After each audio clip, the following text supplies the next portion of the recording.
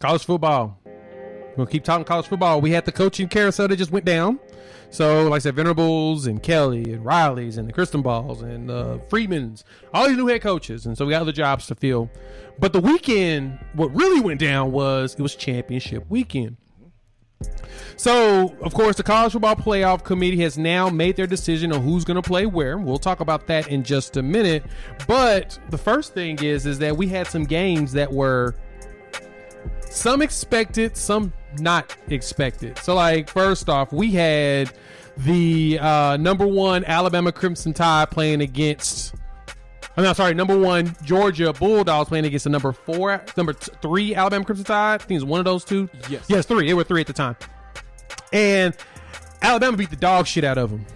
Like, the score is not as close as it was. Alabama went out there and beat them 41-24 in a game that really left us all in shock. No lie. Michigan went out there, played their game, showed that they deserve to be where they are by beating the dog snot out of the Iowa Hawkeyes 42-3. Michigan scored 21 points in the fourth quarter. They basically just put their foot on the gas, all gas, no brakes in that game, to lead them to get their first Big Ten championship since like 2007. Cincinnati gets their W against Houston 35-20, which was a key game for them to maintain their undefeated season as the only team that's undefeated now. So, Jimmy, let's talk games first before we jump into all the other crazy stuff that's going on. Jimmy, did you have a chance to check out any of these games this weekend?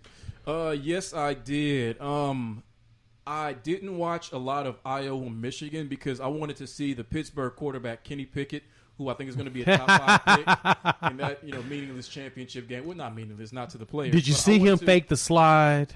That was pretty sick. Dog, that was sick. They need to add that in Madden. That was pretty sick. You get him with that lean back. No, I'm not going to do it. Yeah. So I was more so watching that as opposed to Iowa, Michigan. I'm sorry for your mother. It became apparent that Michigan, like you said, was going to put the foot on the gas. I'm sorry for your mother. You say, Mama? Exactly. How you gonna miss out on Harbs going for his first Big Ten championship? We've been railing on this dude for years. Because I knew exactly how it was going to turn out. Really? Iowa had nothing for this team. Is Colin right that they are the fake ID of college football? No, he's just being a troll when he says that. No, they're not. They're a legitimate program. They're a good football team. But against Michigan, especially with the way they've been playing and how confident they came into this game, to this game off of their win against Ohio State, I mean, they had nothing for this team in it showed. So there was no point in watching this unless you're a Michigan fan. No, see, that's the thing about it is, and this is where I give Colin props on it. They are the fake ID of college football. You want to know why? You know why, Jimmy? Wow. The only way that they score points is if their defense gets a turnover. That's it. Their offense has been inept every year for years. And in the years that they have, years like this where they're 10-3, they don't play Michigan. They didn't play Michigan State, and they didn't play Ohio State. The only time they have good years is when those three are now on their schedule. Mm-hmm. Period. So yes, they are the fake ID. They are. They're not. Their offense doesn't exist. What does fake ID of college football even mean? Their record is inflated. Mm-hmm. It's not because look at it. When they go against the good teams, what happened? They can't get the turnover. They can't create turnovers like they need to, and their offense can't score. They scored 3 points in the first quarter, and they couldn't figure out how to get yards for the rest of the game. And Michigan's defense is not rated that high. It only makes them a fake ID if you expect them to be one way without knowing who they truly are. If you know who they truly are, they can't fake you out. There is no fake ID. If I know that your name is not McLovin, so we know what Iowa is. They've been showing us, like you just talked about. So that does not make them a fake ID. That makes them Iowa. That makes them who they are. But they always try to fight to get the opportunity like everybody else. And it's like, dog, y'all do this every single year. It's the same. But I guess I can give you a point on that. I can give you a point on that. But with that, Michigan got it. I was so happy for Harbaugh. Yeah. It was beautiful seeing him get this and finally ascend to it. And so far, he would be in the college football playoff. We had another game, though, that should have had college football playoff implications, and it didn't turn out the way we thought. Oklahoma State played Baylor in the Big 12 Championship, Jimmy. Did you watch that game? I know you watched that game. Yes, I did. Okay, so, Jimmy, what the hell happened? Well, we were just talking about how people are who we think they are. They can't fool you if we know who you truly are. Well, we truly know who Mike Gundy is in the biggest games, how conservative he can be, how he refuses a lot of times to take victory by the throat and not let it go. Yeah. He will give the other team opportunities. It's like, in a way, they're kind of like the Minnesota Vikings in a sense, how they do have talent, they do perform well, but they will always give you an opportunity to take the victory from them. They're generous in that way, and that's exactly what he did. Obviously, the cornerstone of why they lost this game was Spencer Sanders, who you have talked pretty bad about throughout the season, but in a sense, he lived up to a lot of what you were talking about in this game, that his turnovers, his 4 interceptions just completely killed the team. I don't care how many of them were tipped. I don't care about any of that. The 50% OSU fan in me was pretty disheartened by this, but yet not, because I knew that in this spot, this just seemed like the type of spot that this OSU team, as good as their season has been, and as good as the defense, which I guess turned into a second-half defense these last few games, played, yes, that somehow either Gundy or Spencer Sanders was going to take this victory away from them, and that's exactly what happened. Now, OSU fans, you weren't going to get into the college football playoff anyway, so you can at least rest well with that even if they had won this game, they were not going to get in. Since Alabama did beat Georgia, they were not going to get into this top 4, even if they beat Baylor. Not going to happen. Never going to happen. I'm going to disagree with you there. If they won, they were in. Over who? They were in. Over who? It would have been unfortunate. There would have been a very good chance. Don't say Georgia. There would have been a very good chance Cincinnati got bumped out for them. And I'd been pissed if they did that. Because if there was a team that should have been bumped out, Georgia should have dropped to 5. And we'll talk about Georgia in a second. But no, this is the first Oklahoma State team I've ever seen that was literally only defense with 0 offense. I've never seen an Oklahoma State team that was this one-sided to the defensive side, I think, ever. Because they're good. And this is how good they are. Baylor did not score in the second half. Nope.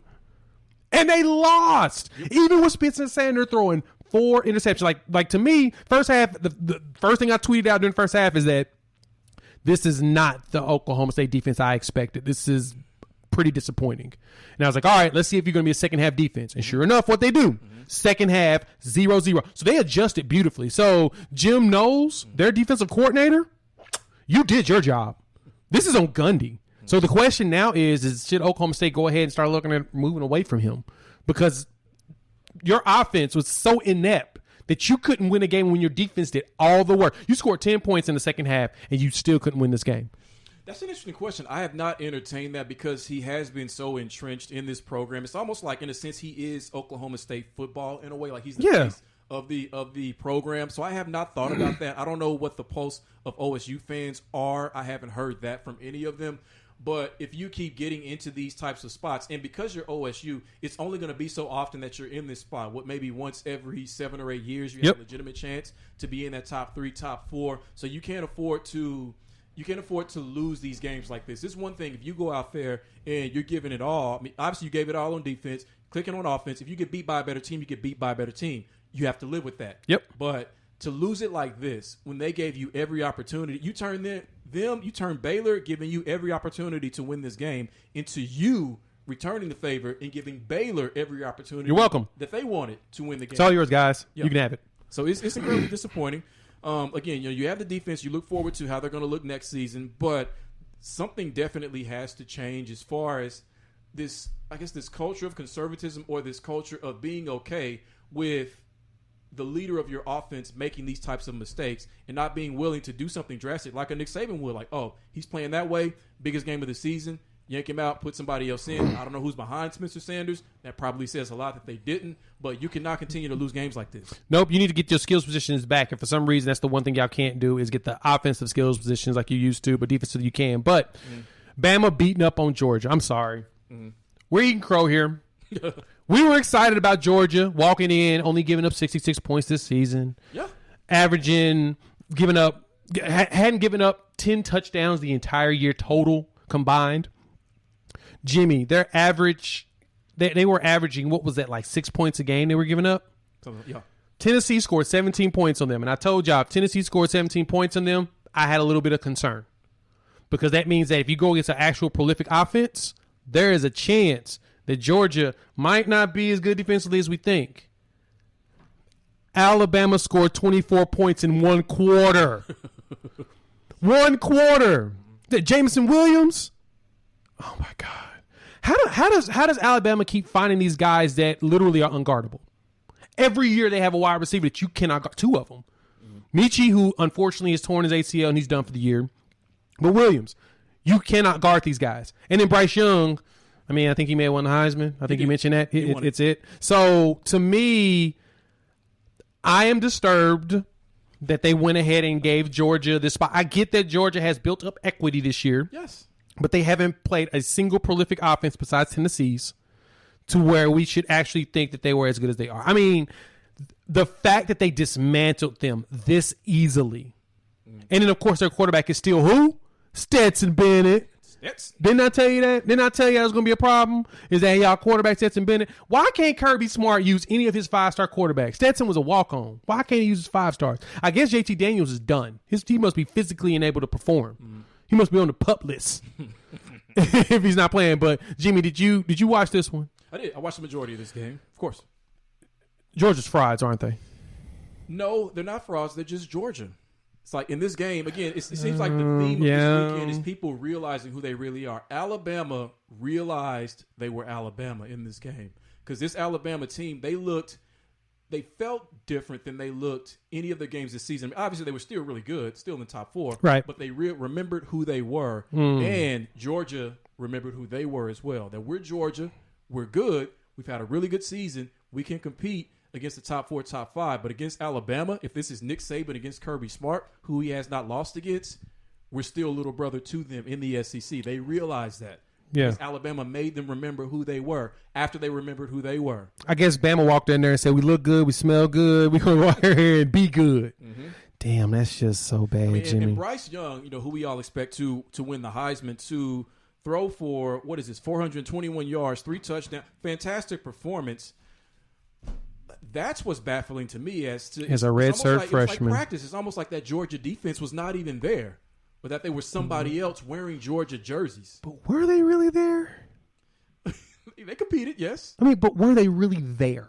They were there. Georgia was there. Whoever we thought they were the first 12 games, I mean, which really that's the question. There's more on that in a second. But yeah, no, Georgia was there. It's just this is how Georgia looks when they play Alabama. That's all it is. Nothing they should be upset about. It's Alabama. It's just Alabama. What are you going to do? But Georgia was right.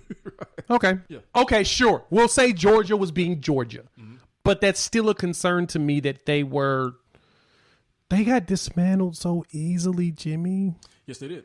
First quarter, I thought, I was like, okay, Georgia 3-0. We got us a little humdinger. We got us something. And then what happened? Alabama. Who they were. Nick Saban told us who he is. Big blip Nick. Right. Walked in there right on the Kirby's forehead. That's so disrespectful. So anyway.